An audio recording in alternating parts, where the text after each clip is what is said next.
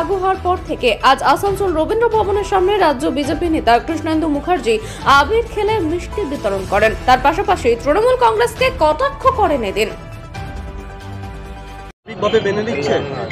সার্বিকভাবে মানুষ এটা কি মেনে নিচ্ছে? হ্যাঁ, নিশ্চয়ই মেনে নেবে। নিশ্চয়ই আমাদের ভাই বোন যারা এই তিনটে দেশে আফগানিস্তান, পাকিস্তান, বাংলাদেশে যারা ধর্মীয় কারণে সেখানে ধর্ম পালন করতে পারতো না, সেখানে বিভিন্নভাবে নিগৃহীত হতো, অত্যাচারিত হতো, তারা আমাদের এই দেশে ভারতবর্ষে শরণার্থী হিসেবে তারা ছিল।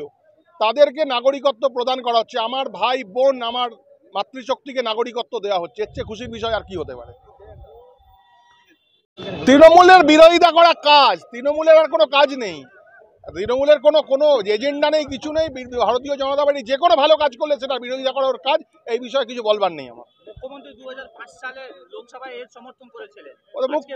মুখ্যমন্ত্রী সময় সময় নিজেকে পরিবর্তন করে, আজ একরকম কথা বলে, আবার যখন নিজের সুবিধা অনুযায়ী নিজের অবস্থানের পরিবর্তন ঘটায়, বিষয়ের পরিবর্তন ঘটায়।